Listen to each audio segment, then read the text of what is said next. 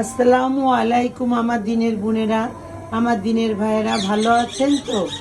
আলহামদুলিল্লাহ, আপনার বোন ভালো আছে। আমি আজকে রান্না করব মুরগির মাংস। প্রথমে আমি তেল দিয়ে নিলাম। বিসমিল্লাহির রহমানির রহিম। অনেকে কমেন্ট করেছেন আমি পুরো রান্নাটা করি না বন্ধুরা, যে সময় কম, শর্ট ভিডিও ছাড়ি, যার কারণে আমি পুরো ভিডিওটা করতে পারি না।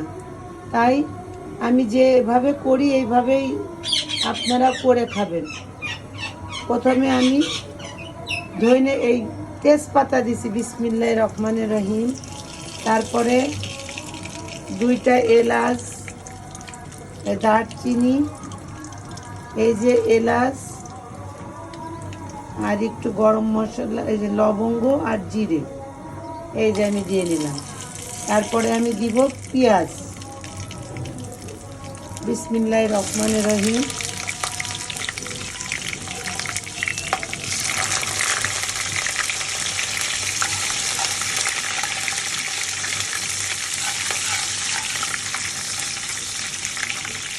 এবার এক এক করে আমি উপকরণ দিয়ে দিব। আজকে যেহেতু জুম্মা,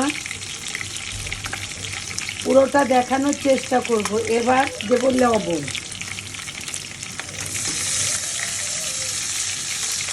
এই যে লবণ, এই যে হলুদের গুঁড়া, ঝালের গুঁড়া, আর আদা বাটা, রসুন বাটা, জিরে বাটার পেস্ট, এই যে আমি দিয়ে নিলাম।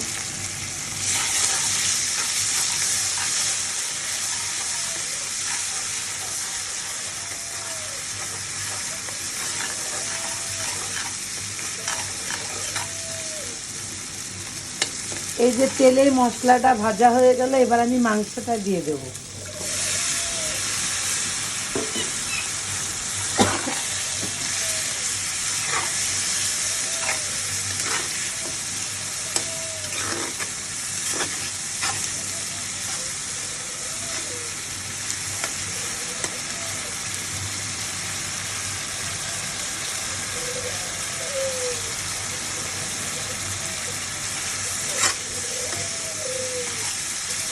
বন্ধুরা, এই যে যেভাবে আমি উপকরণগুলো দিলাম, তার ভিতরে এই যে যেই মুরগি দিয়ে যে পানিটা উঠবে, এটাই ভাজা ভাজা হয়ে যাবে। আর কিছু দেব না, শুধু দেব টমেটো সস। এবার ঢেকে দিলাম।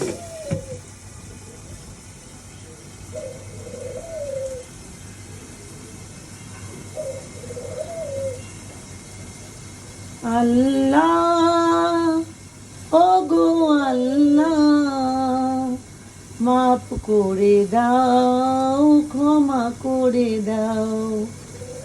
আল্লাহ, ও গো আল্লাহ, মাফ করে দাও, ক্ষমা করে দাও। বন্ধুরা, সামনে শবে বরাত, ঈদুল ফিতর, আর শবে বরাতের পরে আমাদের মাহে রমজান। আমাদের বেশি বেশি ইবাদত করা উচিত, আর বেশি বেশি আমাদের নবীর দুরূদ পড়া উচিত।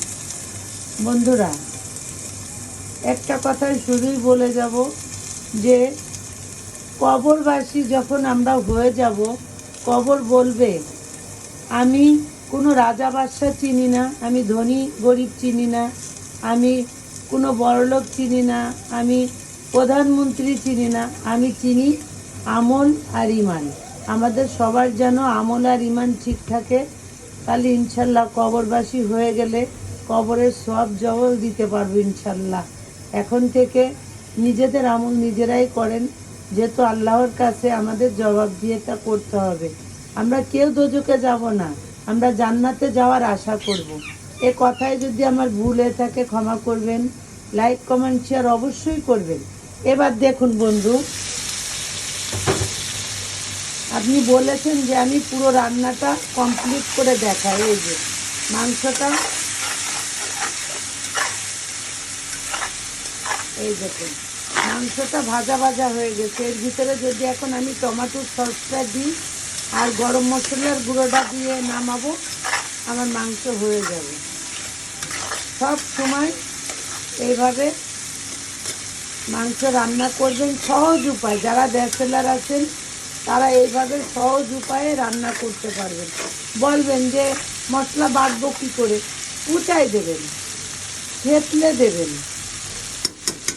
এই দেখেন আমার 2 ছেলের জন্য আমি মাংস অল্পটুকু রান্না করেছি। এই যে এবার ঢেকে দিলাম, হয়ে যাবে। আল্লাহ হাফেজ।